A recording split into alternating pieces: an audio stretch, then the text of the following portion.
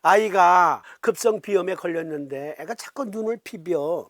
묽은 콧물을 흘리다가 누런 콧물을 흘리다가 재채기를 하다가 그리고 아빠 혹은 엄마 콧 속에 물이 흘러서 목으로 넘어 들어가요.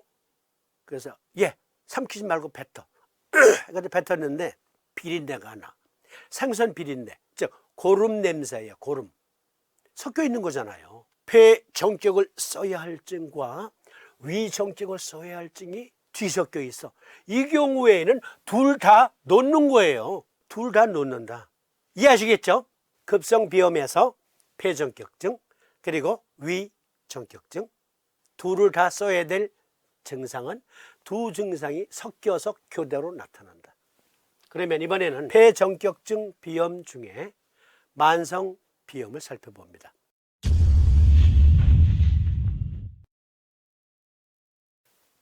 위정격과 폐정격을 같이 써야 될 복합적인 증상을 갖고 있는 급성비염도 있다. 그러면 이번에는 만성비염의 경우, 만성비염 다시 강조드립니다.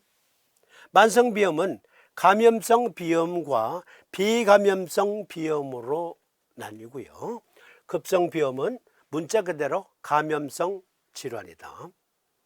축농증, 만성비염 이 경우는요, 고름이 어디에 주로 고여 있을까요? 어디에? 축농증 그걸 우리가 비염이라 그래요. 비강 내에 있겠죠. 그런데 비강은 다른 말로 부비동이라고 합니다. 부비동. 여기 보세요. 이 그림. 앞면에 눈 위에 굴이, 큰 굴이 이렇게 있고 또 광대뼈 안쪽에 큰 굴이 있고 그 외에 작은 굴이 있어요. 그리고 여기는 비강. 이 전체를 가리켜 부비동이라고 합니다. 영문 표기로는 사이너스라고 말합니다. 사이너스.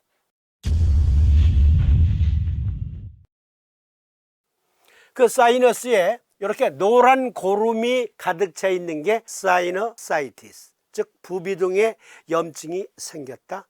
그래서 부비동염, 다른 말로 부비강염이라기도 하고, 그리고 일반적으로 비염, 즉 만성비염이다 합니다. 역시 사다리 타기로 따라오세요. 쉬워요. 급성 코막힘 증상이다. 3개월 미만. 이것은 만성비염이 아니다. 이것은 폐정격 또는 위정격 등을 써야 된다. 그런데 코막힘이 3개월 이상, 아니 3년, 아니 10년 이상, 아니 성인이 돼서도 수십 년 동안, 그걸 만성비염이라 한다. 다시 사다리 타기. 가습기 틀면 코막힘이 더 증가한다. 어느 집에 아이가 만성비염이야, 축농증이야, 늘 코가 막혀 있고 머리가 띵하대. 그래서 가습기 보다 좋은 거, 보다 좋은 거, 보다 좋은 거를 사다가 설치했어. 만성비염, 즉 축농증은 난치 중에 난치라고 하더니만 아유 이거 어쩌면 좋아. 애가 성적도 자꾸 떨어질 수밖에. 머리가 띵하니 집중이 되나. 그래서 에이, 가습기가 나빠서 그런가 봐. 그래서 아이 방에는 고급 좋은 걸 틀어놓은 거예요. 그런데 더 증상이 심해져. 그런 게 있고요. 가습기를 틀었더니 엄마, 가습기 효과 있어 엄마. 이거 좋은 가습기인가 봐. 자녀가 뻥 뚫렸다가 다시 막히긴 하지. 그러니까 가습기를 틀면 증상이 좀 완화가 돼. 노란 표시 따라오세요. 노란 표시 폐정격증이에요. 다시 사다리 타기. 콧물이 많이 나온다. 목으로 많이 흘러 들어간다. 하얀색. 여기 노란색으로 문자가 표기되어 있죠. 콧물이 짙고 킁 하고 뱉어보면 찐득찐득해. 때로는 코딱지가 많이 생겨서 애가 수시로 코를 파는 거야. 코딱지 있으면 숨쉬기 힘들죠.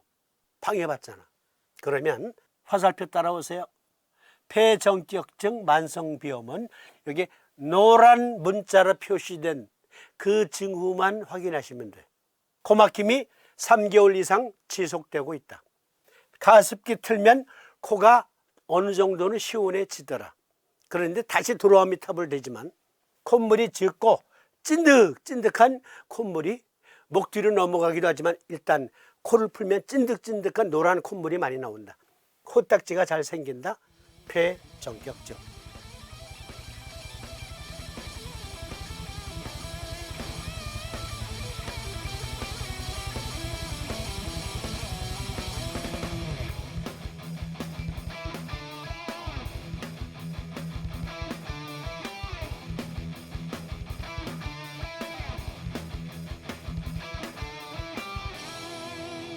태백태원의 N극면, 소부어제의 S극면. 다시 확인해 드립니다. 코막힘이 3개월 이상 지속되고 있다. 가습기 틀면 코가 좀 뚫린 것 같다. 콧물이 적고 찐득찐득하다. 그리고 코딱지가 잘 생긴다. 폐전격증, 만성비염. 그러면 이쪽에서는 가습기를 틀면 코막힘이 증가해. 더 막혀. 머리가 더 띵해. 가끔 쓰러지는 경우도 있어요. 정신이 멍멍해지면서. 콧물이 많이 나온다. 누런 콧물, 흰 콧물이 섞여서 많이 나와. 그리고 목으로도 많이 넘어가. 이 경우에는 대장전격증. 역시 수양명조 대장금경편에서 다시 확인해 드릴 거예요. 다시. 대장전격을 써야 할 증인가 폐전격을 써야 할 증인가 그 구분을 아주 명확하게 해드리는 거예요. 그러나 어떠한 근거로 나눈 것인가 궁금해 하시는 분들을 위해서 초간단 요약. 어렵지 않아요. 한 논문을 찾아보았습니다. 비강과 비인두의 림프 배수, 임상적 의미를 갖는 예비해부학적 및 방사선학적 연구해서 이 논문에서 이것을 지적하고 있어요. 결론, 코와 비인두의 정확한 림프 경로는 사진과 방사선 사진을 통해 입증되었습니다. 사진 소개해 드릴 거예요.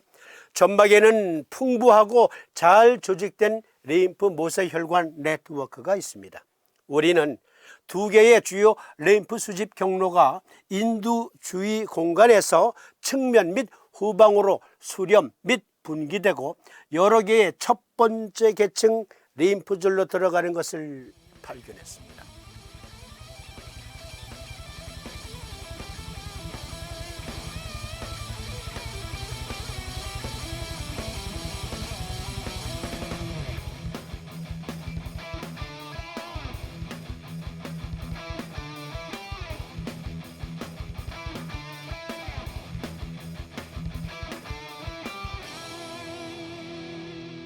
면역력을 위해서 또 존재하는 거야. 림프가 관리하는 거예요. 그런데 그곳에 점액층의 점액이 불필요하게 많이 흘러나오고 있고 또 림프 흐름이 정체되어 있으면 그러면 면역세포들이 제대로 작용을 못하기 때문에 염증이 생겨요. 염증이 생긴다고요. 이 그림, 이 논문에 포함된 그림이에요. 노란색 부분, 여기 잘 보실까 모르겠네요. 노란색 부분, 비강의 림프관, 모세 림프관 등등. 파란색 부분, 부드러운 입천장의 림프관. 녹색 부분, 림프절. 후인두 마디는 번호가 매겨집니다. 그래서 이제 이 논문에서 번호로 설명하는 거예요. 어떤 기능이 있는가. 적색, 이 적색 부분은 경동맥. 진한 갈색, 이곳 딘 근육. 밝은 갈색, 림프가 차 있는 인두 및 비강벽, 즉 부비강 내에는 촉촉히 그 벽면을 타고 림프액이 흐르고 있다. 그곳이 정체되면, 그리고 비강 부비동 점막에서 점액을 불필요하게 많이 생성하면, 그것이 오래 그곳에 정체되어 있으면 찐득찐득한 디스차지로 바뀐다. 확인해 드립니다. 삼도인 침구교길에도 삼도인은 오래전에 예견했듯이 이렇게 림프가 정체되면 나타나는 시그널이 뭐죠? 만지면 림프절 부종이 확인된다. 림프절이, 이 그림 보세요. 수많은 림프절이 겉표면에도 있고 속에도 있고 부비강에도 있다. 그런데 림프가 정체되면 공간에 유체가 압력이 높아지니까 이마가 뻐근하고 늘 머리가 무겁지. Common cases of swollen lymph node에서 보면 인펙션, 염증일 때도 림프가 부어요. 림프절이. 감기일 때도 붓고 바이러스 질환일 때도, 그리고 여러 또 대사성 질환일 때도 림프절이 부어요. 그러니까 부비강에 고름이 차 있는데 알고 보니 림프 흐름이 저체돼서 그렇다. 어떻게 확인한다고요? 만져보면 된다니까. 여기 보세요. 여기 만져서 이렇게 우둘두둘한 콩알이 만져지면 지금 비강 내에, 부비강 내에 또는 폐강 내에 염증이 진행 중이구나. 면역세포는 김새 있구나. 그런데 특히 묽은 콧물과 노란 콧물이 뒤섞이면서 목 속으로 넘어가는 게 많고, 그리고 늘 머리가 띵해.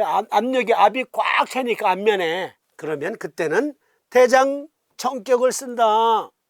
림프 흐름을 정상적으로 회복시켜줘야 된다. 그리고 족태음수 피토경 수양명조 대장금경편에서 말씀드렸듯, 기초 틀잡기에서 말씀드렸듯, 면역세포들이 적재적소로 가는 방법이 두 가지 방법이 있다 그랬잖아요. 하나는 혈관을 타고 가는 방법이 있고요, 하나는 림프관을 타고 간단 말이에요. 그런데 림프절, 여기 림프절절절절 면역 검문소로 면역세포들이 가야 되잖아. 적재적소로 가는 것도 가는 거지만, 면역세포들이 림프 관료를 타고 또 가다가 필요한 조직으로 가서 또 림프 면역력을 발휘하고 면역세포로서의 역할을 한다고요. 그리고 또 하나, 면역세포는 수명이 짧아요.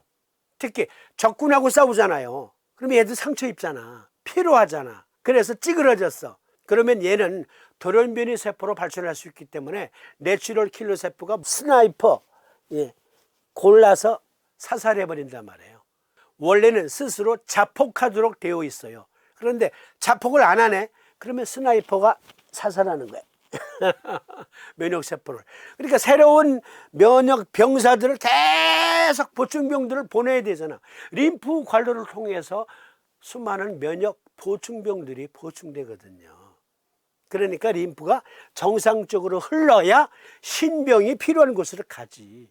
그런데 여기가 정체되어 있어. 그러면 거기에는 노쇠한 병사, 그리고 노쇠한 병사니까 어떻게 해요? 내추럴 킬러 세포가 스나이퍼 세포, 세포 독성 T세포가 처리해버린다고. 면역세포는 현저히 줄어들지. 따라서 림프 면역 시스템의 흐름을 정상적으로 회복시켜주는 대장정격을 쓰는 것은 의과학적인 근거가 있다. 삼도인 친구 요결에, 삼도인은 거금 450여 년 전에 내부에 염증이 진행되는 것을 어떻게 알 수 있느냐 하면 만져보면 되느니라. 그래서 림프절 확인법을 의학사상, 동서의학사상 최초로 문서로 기록하신 분이에요. 삼침법이 이렇게 대단한 거예요, 여러분.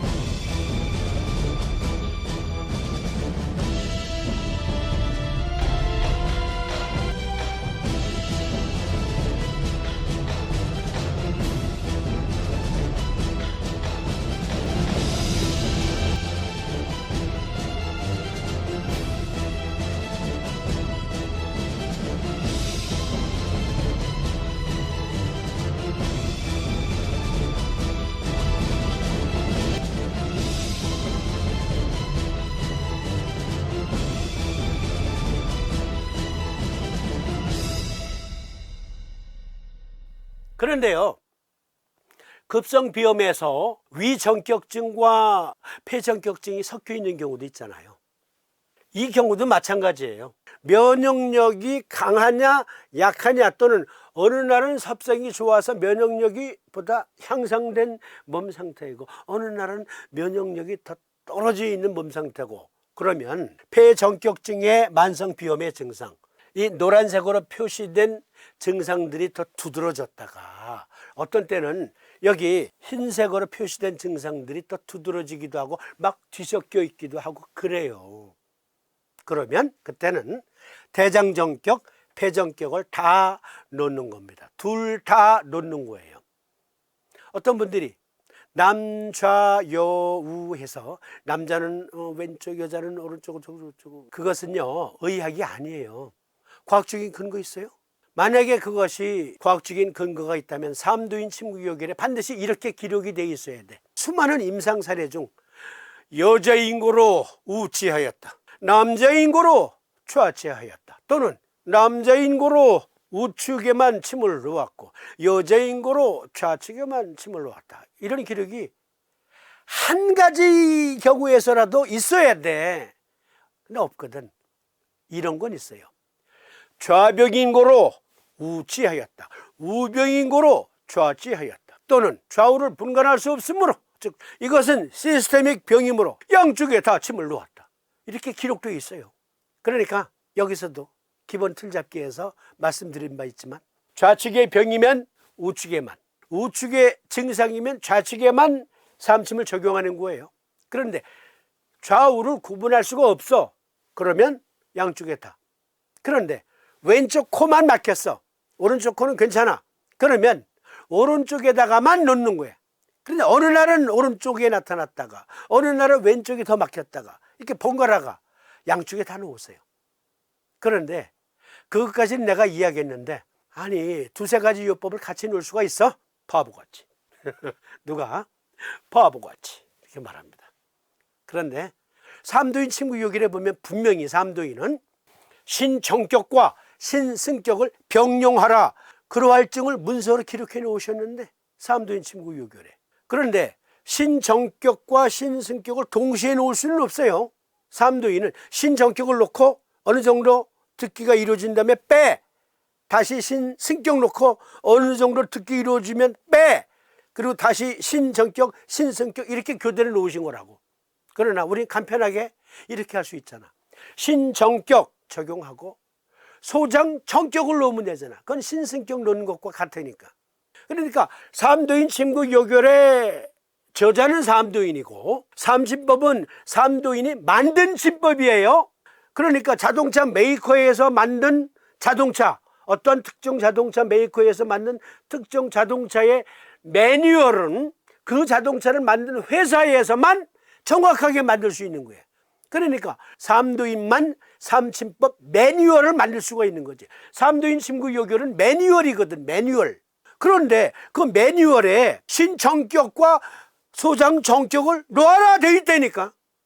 이게 왜 바보짓이야. 그러니까 삼침 모르는 사람이지, 그 사람은.